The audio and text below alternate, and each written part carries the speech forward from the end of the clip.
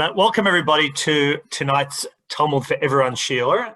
I'm very excited to have a guest speaker. I've actually been trying to get Rabbi Alex Holzer for a long time, but he's actually a very busy man. And now that we're all in lockdown, or most of us are in lockdown, it was an opportune time to say you're at home anyway, so zoom into my shiur. So tonight's a topic, and I will introduce Alex in a moment, but tonight's topic is about Tisha B'Av, which makes sense given that Tisha B'Av is this Wednesday night and Thursday. And as we all know, Tisha B'Av is one of the saddest day on our calendar.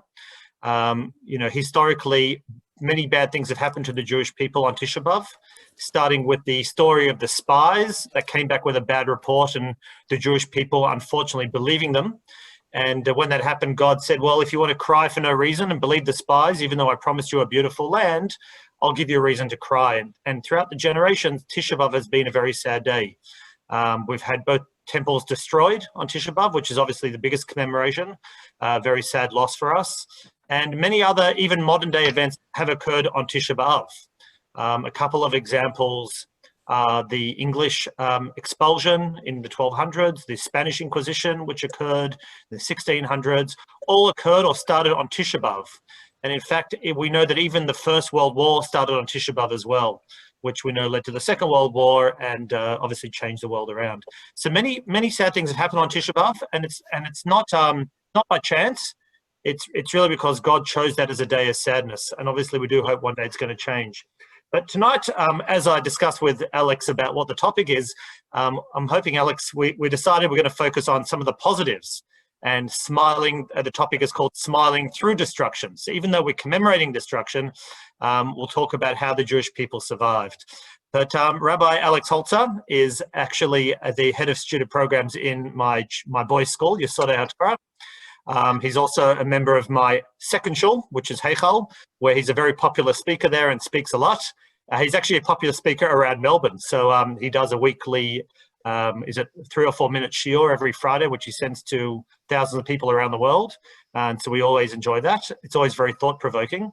But really what makes him famous is the fact that he's very good friends with Jeff Pura. And he actually bought Jeff's paint business from him. Jeff created world-class artistic paints, and Alex works with Jeff, bought the business from him, and now sells paints to artists. So that is also his other claim to fame. So he's very well connected with us here at What about I'm sure he can sell you some after. Okay, so Alex, I'll pass on to you. Thank you for joining us. We really appreciate it. You've got a big crowd here, so we're looking forward to hearing some words. Thank you very much. Hello. Yeah, I'm sort of stuck here. I've got on the second row of my screen here, I've got Rabbi Figdor on the right, and we've dealt together to try and run some programs for the school. And then I've got Jeff, which is the other side of my day. So I'm sandwiched there between the two sides of what I do. I was going to introduce tonight's. Hold on. Am I muted or unmuted? I'm good. Sorry, yep. I've muted everybody. Yep. You're unmuted, so you're good. Good, excellent, thank you. Okay, so I was discussing with Hillel about what we're going to do tonight, and he said, being that it's 24 hours before Tisha B'Av, we'll do something Tisha B'Av related, but with a positive twist. And what came to mind was a certain passage in the Talmud, which we'll go through shortly. I'll bring it up on screen when we're ready for it, but it's something which is very, very meaningful to me. And I'll come through using Jeff as my introduction. Jeff was a big mentor for me when I got into the world of paint. But there were two sort of memories that stick out in my mind where he taught me something very different that I had not come across in my life. I started working alongside Jeff under his tutorage in the back of a factory in Moorabbin. And at about 4 o'clock every day, the factory workers would start going home. Jeff would politely go around wishing everybody goodbye, and he was off. I stayed a little bit longer because I came much later in the day, and I'd leave 45 minutes later. One afternoon, Jeff was off at 4 o'clock, wished everyone goodbye, and about 10, 15 minutes later, when I was sure he was long out of the area, he comes back over to me, he says, Alex, come outside, I've got to show you something in the car. His car's pulled into the driveway, the roller shutter, the engine's running, And on the front seat of his car, he's got a pile of Jewish books. Siddur, a Rosh Hashanah Machzor, a Chumash. And Jeff's telling me that he's going through his parents' house after his mum had passed away. And he's got his father's old collection of, the Jewish books for around the year, the Haggadah, whatever it was.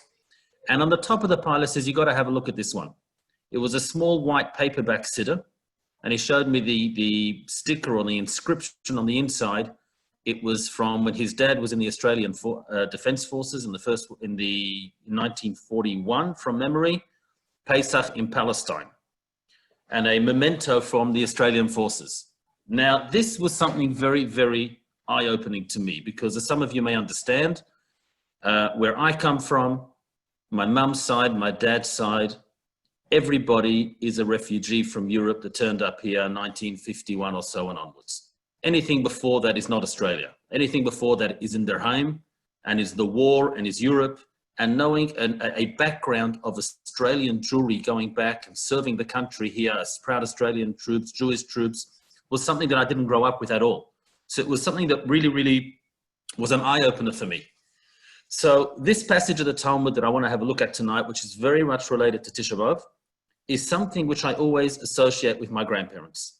I was fortunate to grow up with grandparents around me who were all really nice, loving people. We had a lot of fun at their place. We had a lot of good times with them, a lot of good parties and presents and everything. And I was too young to understand the horrors of what they had gone through. And yet they were able to be positive, exciting people and fun to be around. And as I've grown older, this passage that I want to read through now is actually what really speaks to me about them. And I think it's an interesting approach to take. It's the correct approach to take before Tisha B'Av. So let me just get that window up on my computer, and then I can come back into Zoom and do a share screen. No, I can't screen share, Hillel. You've disabled it for the participants. We'll do without it. If you have an email to me, I could share it if you wanted to. No, we'll go without. Please read through it. I'll just read through from here. So this passage of the Talmud is in the tractate called Makos on the very last page. And it tells a story about 4 sages. There was Rabban Gamliel, who was the what you would call the prince of the Jews, the president, so to speak. There was a lineage of him, his father, his grandfather, going back, who had a very prestigious position of power and influence. There was Rabbi Elazar ben Azariah, Rabbi Yehoshua, and the great Rabbi Akiva, well-known Rabbi Akiva. So these 4 colleagues are walking along the road somewhere in Rome, and they heard the sound of the multitudes of Rome from Puteoli, he calls it here, Puteoli. I'm not quite sure where on earth, some ancient city in Rome, and they were at a distance of 120 mil. So they were distant many, many, many kilometers away from this city, and they could hear the multitudes, they could hear the noise. If we imagine that somebody goes past, someone's going for a walk around the botanical gardens on a Shabbos afternoon in September, and across the river at the MCG, he is somewhere around 3/4 time and Richmond are ahead in the grand final. You can imagine the noise that's coming out of that place. And even down the river and 2 kilometers away, you're going to hear the crowds and you're going to know exactly what's going on the scoreboard by the noise. So these 4 rabbis hear the roar of the crowds in some Roman city, be it the Colosseum, whatever it might have been. There's some big Roman gathering and they hear the noise of the crowds many miles away. And they're upset. And the sages began weeping, and Rabbi Akiva began laughing. So 3 out of the 4 start crying, and one, Rabbi Akiva, the greatest of all of them, he starts laughing. So they said to him, "For what reason are you laughing?" And Rabbi Akiva says to them in good Jewish fashion, "And why are you crying?" Well, they said to him, "Well, hold on a second. These are the enemies, these are the non-Jews who just destroyed our temple, sent us into slavery. They bow down to false gods. They don't believe in God. They worship them, and they're having a good time. They're having a good life. They're able to enjoy themselves, entertainment, everything's wonderful. And with us, the house of God, the temple, is in ruins.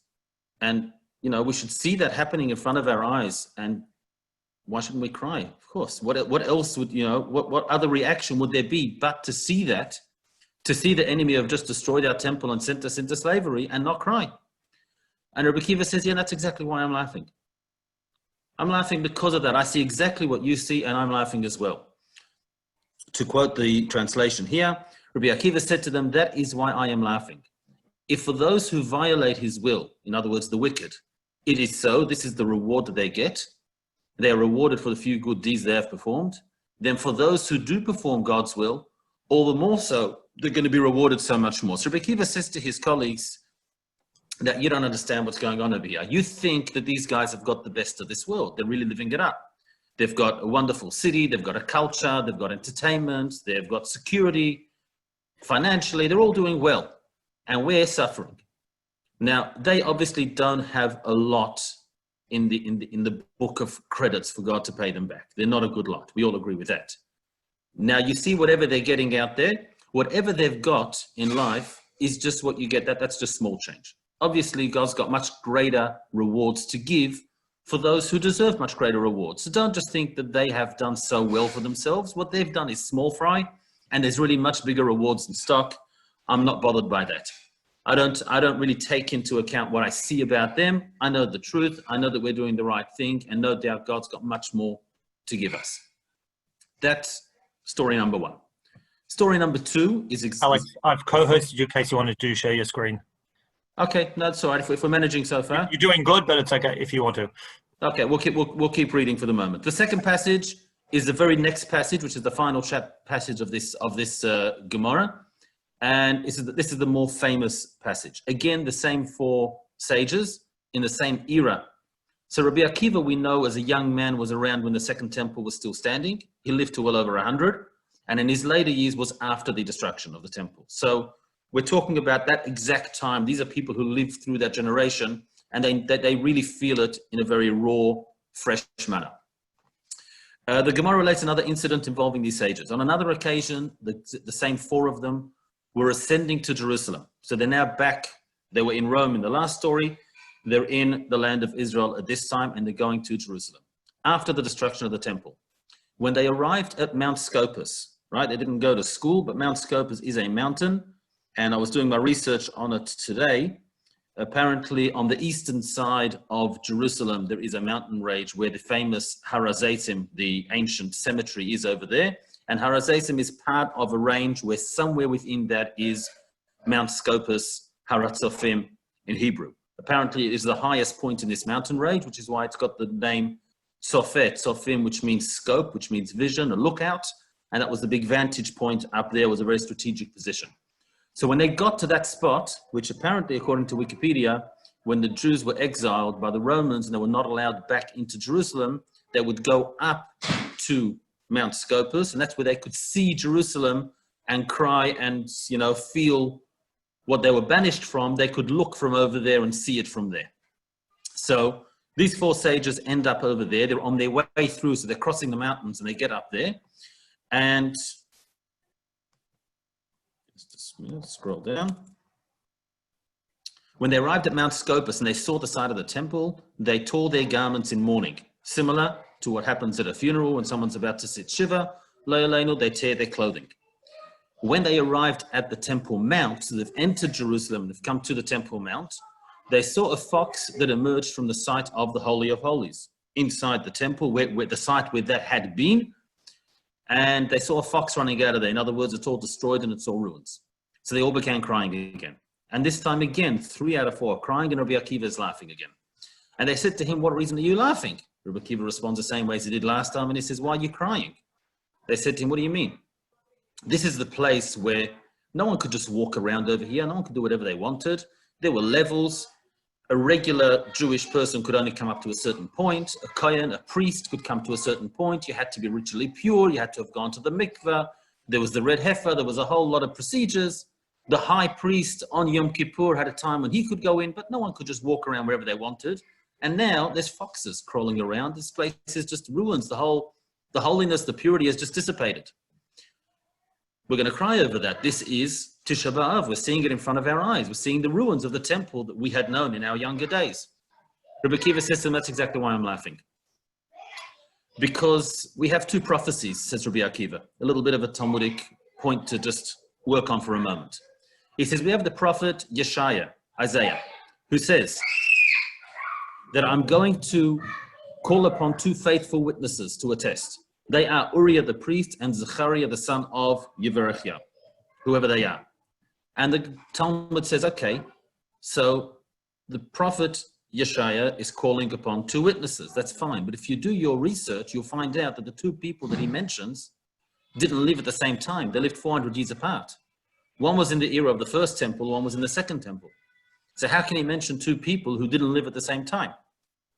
The Talmud then goes along and justifies this problem and says that we're not referring to the two people themselves being witnesses to testify together as a pair of witnesses, but rather the messages that they recorded in their prophecies are what are going to work together in tandem to be the witnesses together. It's going to be what he taught, and what he taught will work together, even though they didn't live at the same time, but their two messages will be taught together. Uriah, the first witness quoted here, foretold of the destruction. And he said that therefore for your sake Zion shall be plowed as a field, and Jerusalem shall become rubble, and the Temple Mount is a high place of a forest. That was his words of prophecy about the doom and gloom of destruction. And that's what they're seeing in front of their eyes, where the foxes are running around. The second one mentioned, Zechariah writes in his prophecy, that there will be a time in the future when the elderly men and women will be sitting in the streets of Jerusalem with their long white beards and old signs of old age and walking sticks, and they'll be sitting there listening to the kids playing in the streets. One of the most beautiful prophecies about what it'll be like when everybody returns to Jerusalem and it'll be inhabited again by all the Jewish people. So says Rabbi Akiva to his colleagues that if we're told that these two work together as a partnership, so the one that foretold gloom and destruction, and the one that foretold a future redemption and a rebuilding. Now, I can always want to believe in hope that there's going to be a future, things are going to be wonderful, it's going to be great again. But who knows? It's been a long time, and who knows if that's coming or not. But if you tell me that the doom, and if you tell me that the rebuilding are linked together, and I see the doom and gloom coming to fruition, well, if that part came to fruition, then I'm hopeful that the second part will come to fruition as well. If you've linked the two together, when I see, in other words, if you look at it like a circle, like a wheel, when I see the wheel being pushed down, then I know the other side of the wheel is going to be pushed up. They're both going to happen.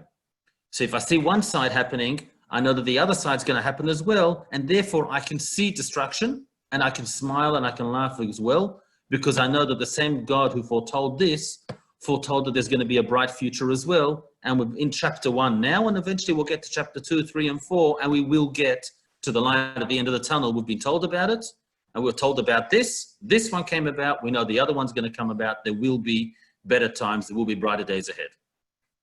The other three sages listen to what he says, and they say to him, this is the final line there in the chapter, they say, Akiva nichamtanu, Akiva nichamtanu. Akiva, you have comforted us. Akiva, you have comforted us. And that puts the matter to rest. So basically, you had the three sages, the three greatest sages, who were confronted with a visual, a real visual of destruction, and it broke them. And Rabbi Akiva says, you know what? But there'll be a future as well. There's going to be a future as well. And because there's going to be a future as well, we can smile. And we can say that this is going to happen as well. And I'm just reminded while I'm talking now, I didn't plan this part of it, but Jeff will know of Victor Mesner, well-known Jewish artist. And I had a conversation with Victor. I met him in shul at a bar mitzvah a couple of years back. And we caught up. And I said, Victor, you know, I mentioned you in shul in a shir. And he goes, no, Alex, you know, we talk out, we talk work. What are you talking about me in a shir? I said, Victor, you remember you did a series. I came to your opening night at the gallery about Shir HaShirim, the Song of Songs. You did a whole series painting the song. Beautiful series of artworks. It says, yeah. I said, you had a painting over there, which was basically done in shades of black. And it took me a while to figure out what the painting was. He was basically painting the gas chambers in Auschwitz. It was all black. There were these geometric lines trying to sort of draw you with perspective into the picture. and there were these lines of showers up above. It was a very confronting painting with these glossy black letters. He had words of poetry going over it. And you're drawn into this chamber, this concrete chamber. And at the back of it, on the back wall, there's a recess in the back wall, much like you have like a recess in your shower wall to put, your soaps and shampoos and things. There's a recess in the back wall of this gas chamber. And on there's a small Hanukkah menorah with beautiful bright lights burning on it. And the message was so powerful, the Jewish spirit burning bright in the gas chambers of Auschwitz. And that's what Rabbi Akiva sees. Rabbi Akiva sees destruction, he sees death, he sees ruin, and he says, but there's a light burning bright. And there is a future, and I can already look ahead to that point, and he's already moving that way. So that's when we got this concept of smiling through destruction. We're not ignoring it. We're not ignoring the fact that there is no temple, there is a Tisha B'Av, and there is a difficult day, but there's a future, there's a hope, there's a plan.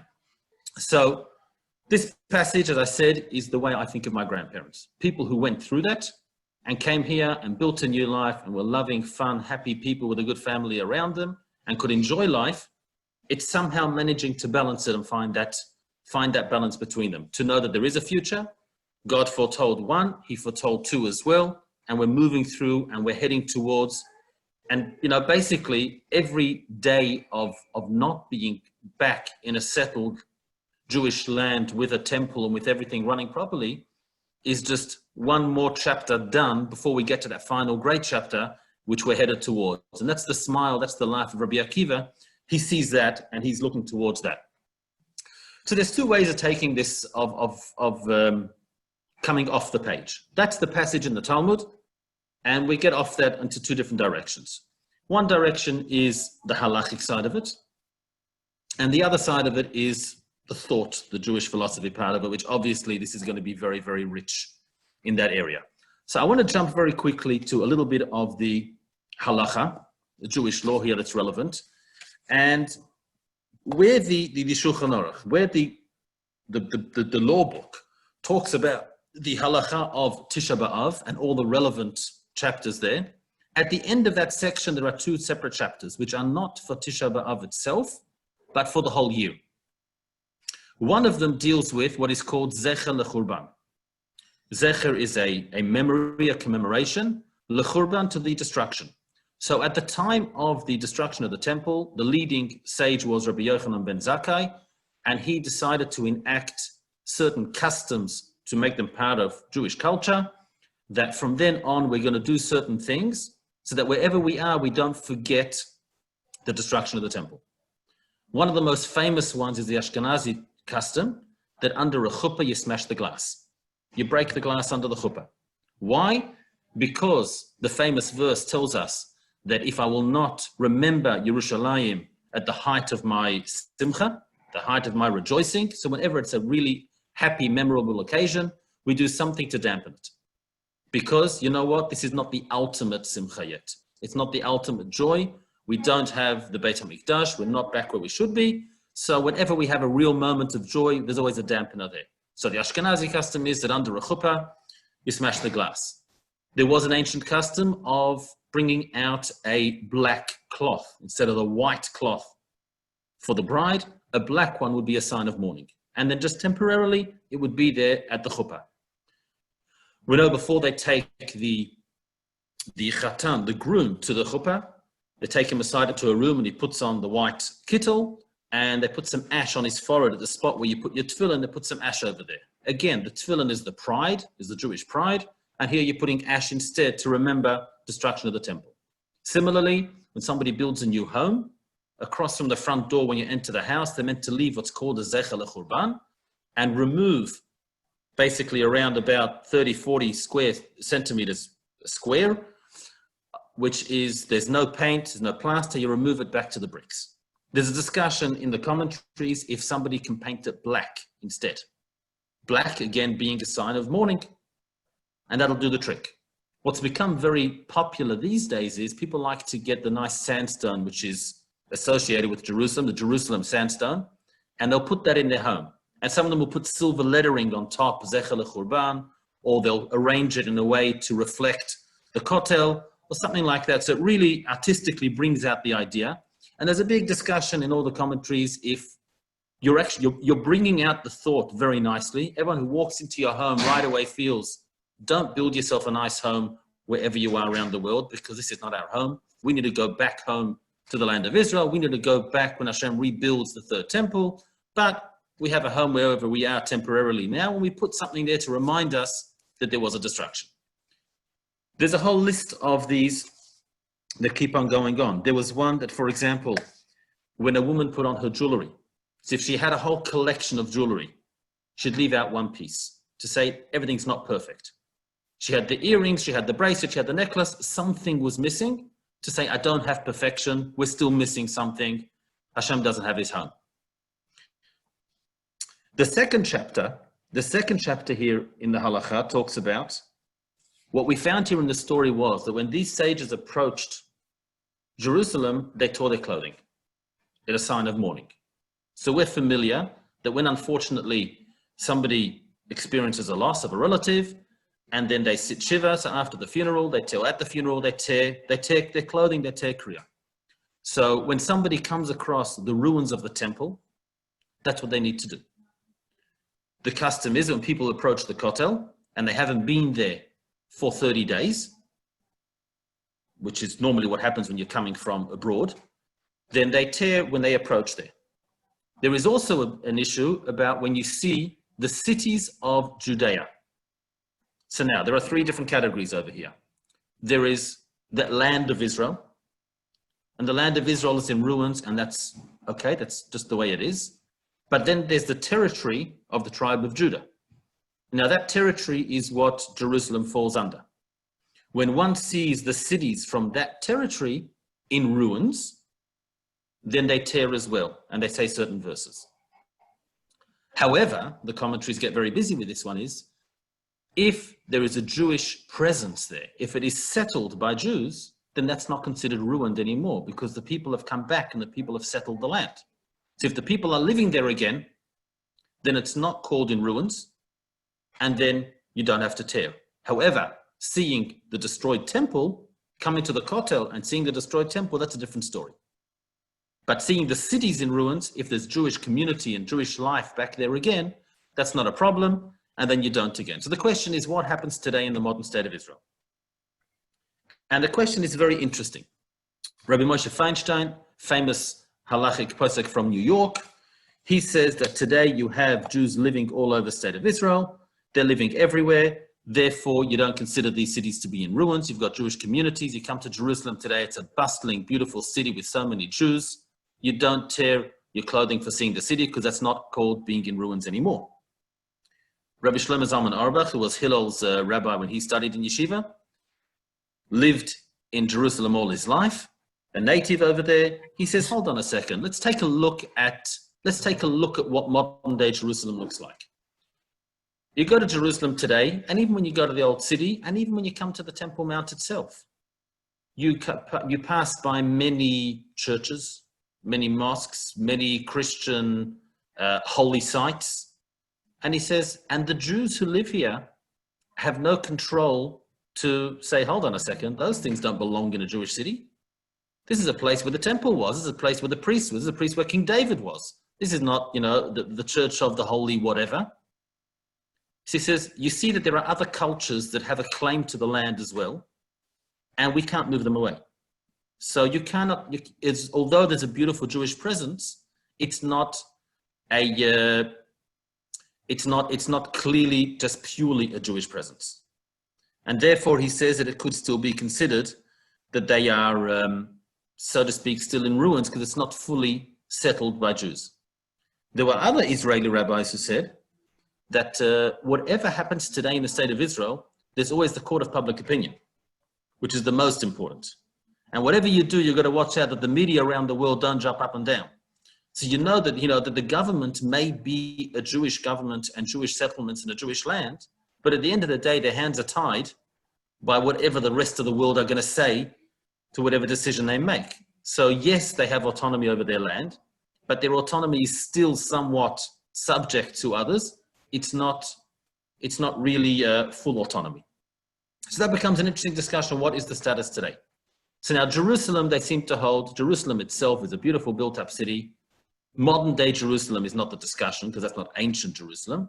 But even coming to the old city, coming through the gates of Yaffo and into the old city itself, there's a nice Jewish presence there. So not necessarily considered a ruins, that's considered being settled again, and one does not show any sign of mourning. However, down the road, Hebron. Hebron is also within the same territory, also in the territory of the land of the tribe of Judah. Hebron is a hotbed of terrorists. So now that is an area which is not that safe to go. There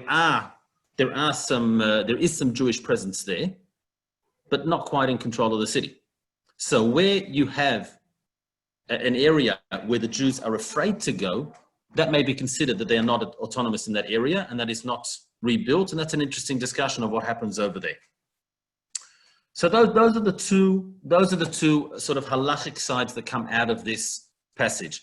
A, the signs of mourning when seeing the temple in ruins, or the cities of that region in ruins, which the cities today are built up, but the temple itself is in ruins.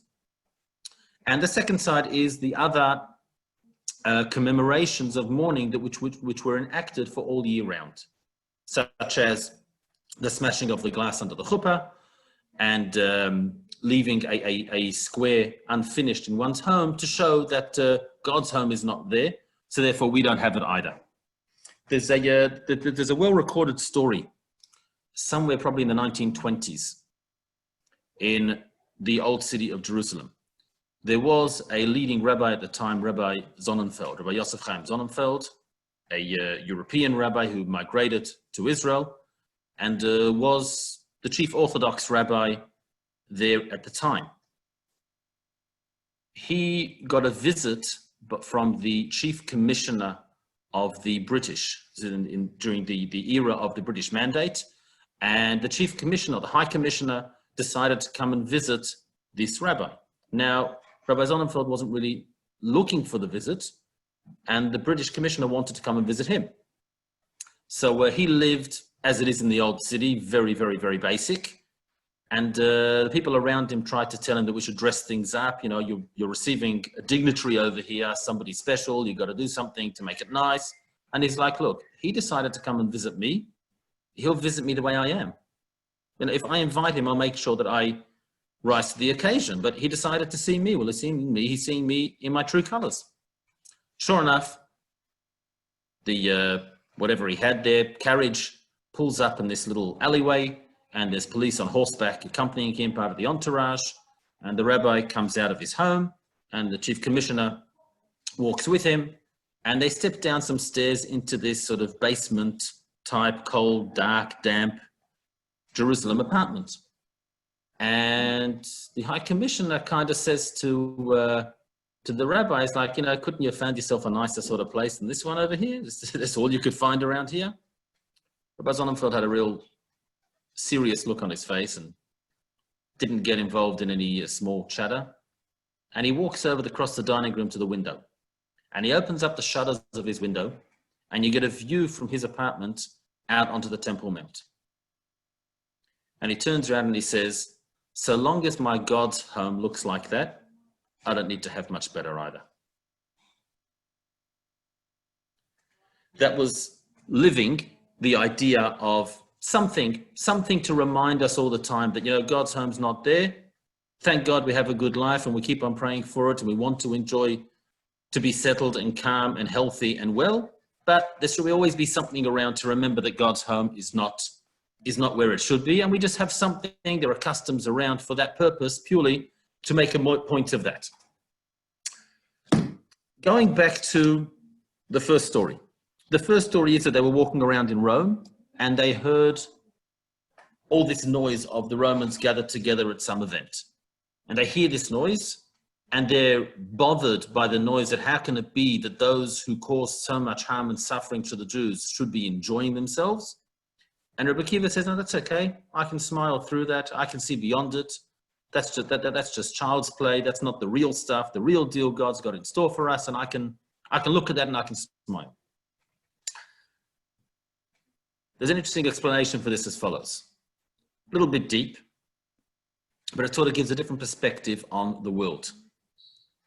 There's an interesting phenomenon. If you have a look through ancient history, but if you look through Jewish history, you'll see that the two sort of cross paths at a certain point. That different nations at their highest point, when they were a world power, had the Jews living in their country. And then once they had the Jews leave their country, they seem to have lost their power as well. You'll find this in the Golden Era in Spain. There were lots of Jews there in very high positions. And sort of sometime after the expulsion, Spain has sort of dropped off and not been that world power anymore. Rome is a wonderful place to go and visit ancient relics, but it's not a superpower today. Once upon a time it was, and the Jews were their subjects, but then things have moved on. And so on, all the places that have a wonderful history that you can visit and see what was once upon a time when they were a superpower, seems to correlate very strongly to the time period when they had the Jews as residents in their land. And the explanation is as follows. God looks after his world. So he gives all sorts of wealth, health, science, wisdom, whatever it might be, to the world to run. Once upon a time when the world was the way God would like it to be, the Jews were in their land, and there was a temple, and there was a high priest, and there was a service, and there was this wonderful, great spiritual entity there, and a Jewish nation running in accordance with it, and God connected with the world via that. So the Jews were on high, receiving all the gifts from God, and from there it overflowed and went around the world, and everybody got what they should get. When they were sent out of their land, temple is destroyed, so that conduit is not there anymore. So now, whatever God gives to the world has got to come through some other place. God always gave all the blessings to those who were oppressing the Jews, to those who were playing host to the Jews, whether they were kind or whether they were not kind. Because whatever he gives to that nation is going to overflow and then spread to the rest of the world. They'll become the magnet through which everything runs. Now, if the Jews are in that country, then they'll be a step closer. And whatever God's giving to the world via some other nation at the moment, and not via the Jews because they're not at home, but if the Jews are in the country of the one who is the recipient, the direct recipient from God, then the Jews will get so much more than if they were at the other end of the world and it had to go via 10 stations and get watered down until it reaches them. So therefore, wherever the Jews go, suddenly becomes the superpower, suddenly becomes the one that God showers with blessing, not for their sake, but for the sake of their occupants, their tenants, the Jews who are subjects of theirs in their land. So the sages are walking down the road and they see that Rome is successful. And they say, hold on a second, Rome just destroyed the temple. They don't deserve this, they should be in trouble. They shouldn't be getting a wonderful, nice golden period where they can build big structures, where they can have their gatherings together, where they can have sport and leisure and enjoy themselves. That doesn't make sense. They should be punished for what they've just done to us. What they've just done to God's sanctuary in this world, his location, his embassy, what they've done to it, they should get punished. Rabbi Akiva looks at them and he says, yeah, I know that. And guess what? They're being rewarded right now in the short term. Do you know why? Not for their sake, but because all the Jews are now living in Rome. Because the Jews are now living in the Roman Empire. So God's looking out for his Jews who are now wandering around the world. And he's got to go and be nice to the Jews' hosts, not because the hosts deserve it, but because if he's nice to the hosts, then something will flow on to the subjects of the Jews as well. So I look at them enjoying themselves and I say, okay, fine, you guys enjoy yourselves for the next 50 years or the next 200 years till we move on from you to Iraq, to North Africa, to Spain, to Poland, to wherever, and you're just going to be one stop along the way. At the moment, we are occupants of yours, and therefore God will be nice to you in the meantime to make sure that we get looked after. Because if we are subjects in a certain country, then God will make sure that our country is looked after for our sake, to make sure that it spills over onto us as well and we get something out of that. So he looks at everything very differently. And he looks at the whole world very differently. And that's his way of being able to smile and laugh his way through the tragedies. He's recognizing the tragedies, but he's recognizing that there's a plan, there's an overall picture, and God's working things through it. And there can be difficult chapters too. And there are difficult chapters. And the difficult chapters, like the other sages, they're reasons to cry. But he says, but that's okay. They're all part of a big book. And as long as you know, you've just got your bookmark in there at chapter 22 at the moment. There's another 200 pages to read. And the story's going to end nicely at the end of the day. All the threads are going to come together. It's all going to work its way out. So when we get to chapter 35 and 46, it's all going to be very nice when we get down there. So as long as you know you're part of that, you've got a reason to smile. You've got a reason to pull through. And you'll do well. My grandfather had at one point during the war, he was being taken from one side of, I don't know, it was Hungary or Austria to another area. And they went through a city where the train lines sort of all crossed over there. And in better years, he had traveled through there a lot. And there was a porter there who he knew very well. And when they came here now as Nazi subjects, and they're coming through there, and this guy made some comments to him, made some really nasty comments to him, this porter. And my grandfather sort of turned around to him and he says, yeah, just don't worry. There's going to be a time when I'm going to come back here, traveling through here to change trains, and you're going to carry my suitcases one day again. In the hardest times, you've got to see that, you know what? It's hard and it's terrible, but this is just one stop in the journey. We're getting somewhere. That's a long journey, and there is going to be a very good ending to the novel at the end of the book, and you've got to look ahead to that. That's the Rabbi Akiva vision, his way of looking at things, and therefore he can look at tragedies, he can look at difficult times, he can look at hard periods, and he can smile and say, I'm not ignoring it, I'm not blind to what's going on, I see what's going on, but I also see the bigger picture, and therefore I can pull myself together and I can deal with it as well. And that's the response that the sages say to him. They say, yes, Akiva nichamtanu, you've comforted us. You've given us what it takes. We're witnessing distraction firsthand. They were people of that generation who knew it and felt it in its raw sense. And they're like, you know what? But you've given us the vision. You've given us the approach. You've taught us how to deal with it. So that, my friends, is the way I think it's something that it's somewhat of an approach, something that, as I say, it's what I grew up around. I grew up around positive people who had been through such hell. And so this passage speaks to me. It's as I mature, I sort of understand it on a deeper level. But I think that's the way to approach Tisha B'Av, to approach isolation, lockdown, tragedies, whatever it might be in any form, that it's one chapter in the book. There's a long plan, and as you look out for it, there are glimmers of hope, and there is light shining from the end of the tunnel, and there is what to look forward to. There's a way to not be blind to what's going on, to realize it and to appreciate it, but still to smile and pull yourself through in a positive way. Thank you, Rabbi Alex Holzer. That was very interesting.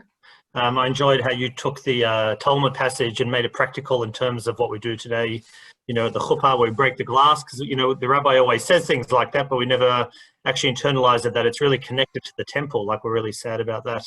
And as you were talking about the Roman ruins, you reminded me that a couple of years ago, I was actually in Rome and was looking at the ruins, because there's a whole ancient Rome tour you can do. And everyone knows the famous Arch of Titus, who was the Roman general who brought back all the vessels of the temple.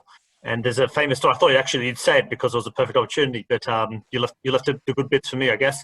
But there was a famous story of, I can't remember which rabbi it was, maybe who stood at the arch. And in fact, I repeated it when I was there as well, and says, Titus, where are you? You've disappeared. You came back, you're a great man, and you were the leader of Rome. You took our vessels, but look, all you Romans are dead now. All the ancient Romans, you're gone. And look at us Jews. I'm standing here alive, and we've got the Jewish people and the Jewish state of Israel. So it's quite amazing. It really fits into your story and made me think about that. But anyone who's been to ancient Rome, it's actually quite.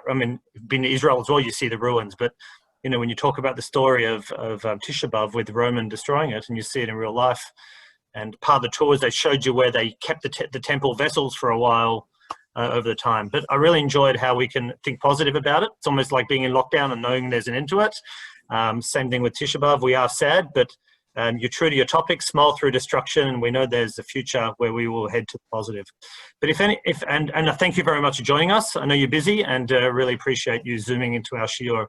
If anyone has any questions, I'm sure Rabbi Holzer would love to answer them. And if not, we also have Rabbi Figdor here who can answer them.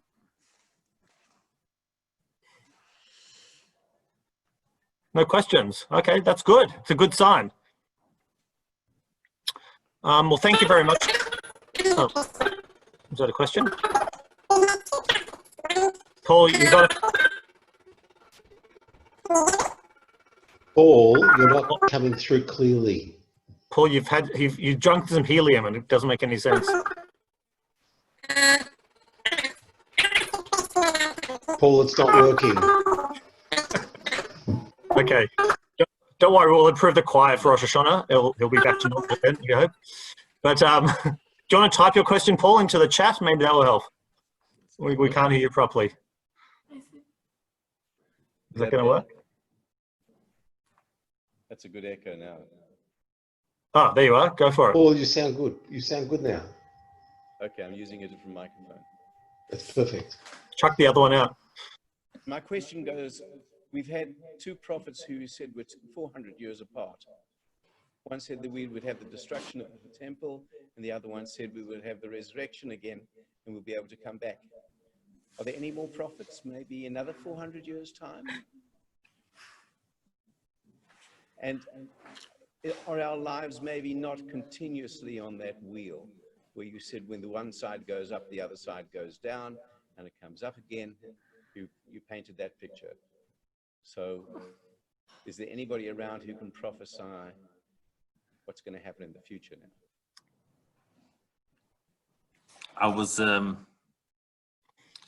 I studied in yeshiva in England, and we used to go, when we had a break, we'd go to a town in North Wales where there was an old United Synagogues that was still active on the Shabbat, and we'd go out there and we'd enjoy ourselves out there. And there was an old man, Mr. Gabbai.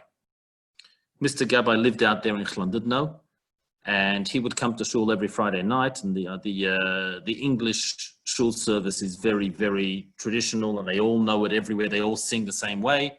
He'd sing his way through shul, and we met him a couple of times. One time we went back to visit, and he came to shul, and he seemed in his old age, he'd lost it a little bit. He had this little talking toy, you know, one of these ones where you hit the doll and it makes some comments. He had one of these little toys in his pocket, and he came into shul Friday night, and he's hitting his pocket and pretending that it's not him and making all these noise. And his friends there, the regulars, were really, really embarrassed, like not during shul service, you know? And he seemed to sort of be not quite on the ball. Okay, we thought the poor old man, you know, he's gone downhill since we met him last time. Sunday afternoon, we're going for a walk along the pier. And sure enough, who did we meet going for a walk? Old Mr. Gabbai. And we had a chat. This was around 2000, 2001. There was a lot of terrorist attacks in Israel at the time. And we started talking about the news. The situation in Israel is terrible. What's going to be? So one of us says, listen, we just need Mashiach to come. We need Mashiach. That's what we need. And he had a wisecrack on that as well. Oh, he's been coming as long as I've been around. He's been coming since whenever. When's he coming? And so one of us started answering something, and then the old man just put his hand up, and he just silenced us all. He sort of closed his eyes, and he said, the good Lord knows best. In all seriousness, he just shut the conversation. The good Lord knows best, and that's it. I thought, you know, the old man said it. He's seen more than I've seen, and there was nothing more to talk about. So yeah, it's difficult. It's hard because we're so many years after this is recorded, and we're still waiting to see you know, the good outcome. But I guess the good Lord knows best. That's the only answer we've got.